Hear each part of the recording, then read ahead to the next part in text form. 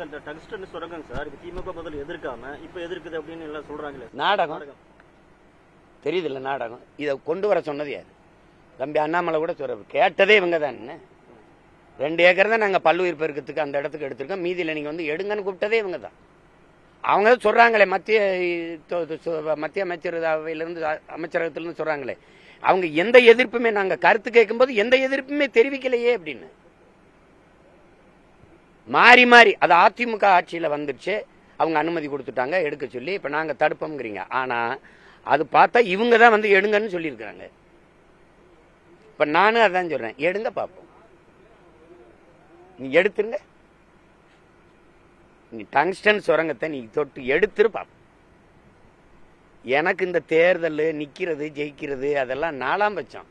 எனக்கு என் மண்ணும் மக்களும் தான். இந்த மண்ணில் இந்த மண்ணின் வளமும் நிலமும் ஒரு பிடி போயிடக்கூடாது தான் என் பாட்டன் தூக்கில் தொங்கினான்.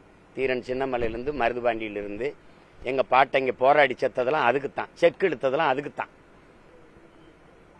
நீ அப்படியே வந்துக்கிட்டு மீத்தேன் எடுக்கிறது, ஈத்தேன் எடுக்கிறது, நிலக்கரி எடுக்கிறது எல்லாம் எடுத்துகிட்டு போகிறது, நரிமணத்தில் வந்து பெட்ரோல் எடுத்துகிட்டு போகிறது, இங்கே வந்து டங்ஷன் வந்து எடுத்து சுரங்கத்தை வெட்டி எடுத்துகிட்டு போகிறது.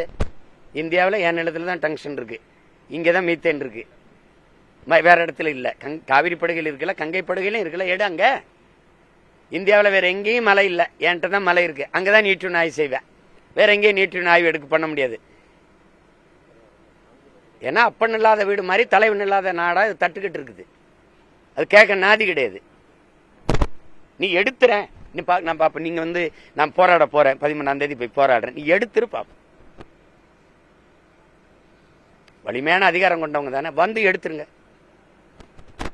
இதெல்லாம் சும்மா தேவையில்லாது வளத்தை சுரண்டி கொழுக்கிறது.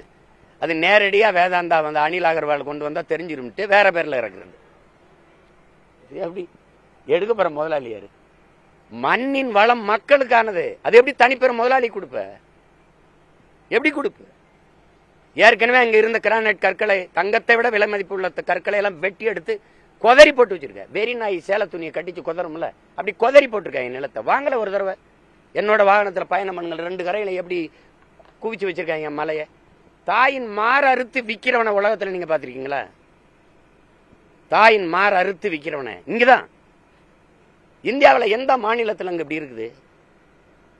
கல்குவாரி நாங்கள்லாம் கிரஷர் வச்சிருக்கோம், நாங்கள்லாம் இது கல்குவாரி டெண்டர் எடுத்திருக்கோம். அப்படி குவாரி அதிபர்கள் எந்த மாநிலத்தில் இருக்கிறாங்க? குவாரி அதிபர்கள் இங்கே தான். எந்த மாநில முதலமைச்சர்களுக்கு சாராய ஆலை இருக்குது? இங்கே தான். சந்திரபாபு நாயுடு சாராய ஆலை வச்சிருக்காரு, இல்லை பினராயி விஜயன் வச்சிருக்காரு, இல்லை அம்மா மம்தா பானர்ஜி வச்சிருக்காங்களா? இல்லை சொல்லுங்க, யார் வச்சிருக்கா? இங்கதான் இருக்கு. ஒரு பக்கம் மிடாஸ் இருக்கு, இங்க சொல்ல முடியாத ஆலைகளுக்கு சாராய ஆலை இருக்குது. தென் மாநிலங்கள் எல்லா மாநிலங்களையும் கல் இருக்குது, இங்கே மட்டும் ஏன் இல்லை? கல்லு மது, பீர் பிராண்டி விஸ்கி ரம்மு ஜின் எல்லாம் தீர்த்தம் கோயில்ல கொடுக்குறாங்களா, புனித நீர். அது கேட்டா முதல்வர் வந்து மது இல்லாத போதை இல்லாத ஒரு மாநிலத்தை உருவாக்கணும், உங்களை தகப்பன் போல கேட்கிறேன், போதையை பயன்படுத்தாதீங்கன்னு. விக்கிற ஆள் யாரு? விக்கிற ஆள் யாரு? இது ஒரு நாடு, இது ஒரு ஆட்சி, இதுக்கு ஒரு வேற ஏதாவது இருக்கா கேள்வி? அசாம்ல மாட்டு இறைச்சி கடை வேற இறைச்சி கொடுப்பாங்க.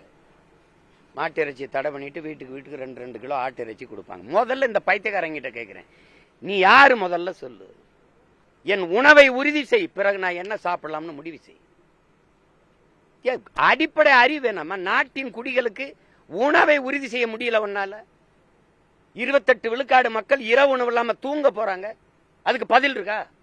என் நாட்டின் பச்சிலை குழந்தைகள் பசியோடு உறங்க போக மாட்டார்கள் என்று உறுதியை உங்களால் தர முடியுமா? சொல்லுங்க. எப்ப பார்த்தாலும் சாமி கோயில் சாமி கோயில்னு பேசுற நீங்க அந்த கோயிலுக்கு முன்பு உங்க சாமிக்கு முன்னாடி இந்த சத்தியம் செய்ய முடியுமா என்கிட்ட? அப்ப நீ எதுக்கு? நான் என்ன கறியும் திம்பேன், பன்னிக்கறி திம்பேன், பாம்பு கறி திம்பேன், மாட்டுக்கறி திம்பேன், ஆட்டுக்கறி திம்பேன், பூனைக்கறி திம்பேன், எதையும் திம்பேன். என் பசி உனக்கு என்ன தேவை வருது? நாகாலாந்தில் நாய்க்கறி திங்கிறான் போய் கேள. உணவு என்பது என் உரிமை, உடை என்பது, மொழி என்பது, வழிபாடு என்பதெல்லாம் என் உரிமை. அதுக்கு தான் நான் போராடி சுதந்திரம் பெற்றிருக்கேன். நீ அதை திங்காத இதை திங்காத, வேற நீ வெள்ளை பூண்டு திங்க மாட்ட, நீ வெங்காயம் திங்க மாட்ட. நான் ஏதாவது கேட்கிறேனா? வெங்காய விலை ஏன் ஏறிடுச்சுன்னா நிதி அமைச்சர் சொல்றாங்க நான் வெங்காயம் திங்கிறது இல்ல, அதை பத்தி எனக்கு கவலை இல்லை. மாட்டுக்கறி கூட தான் நீங்க திங்கிறது இல்ல, அதை பத்தி ஏன் கவலைப்படுறீங்க?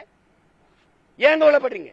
மாடு புனிதம் தானே, நான் திங்க கூடாது நானே. நீ சரியான ஆண் மக்களா இருந்தா நீங்க என்னோட வாதிடுங்க. எதற்காக நீ மாட்டுக்கறி ஏற்றுமதி செய்யற?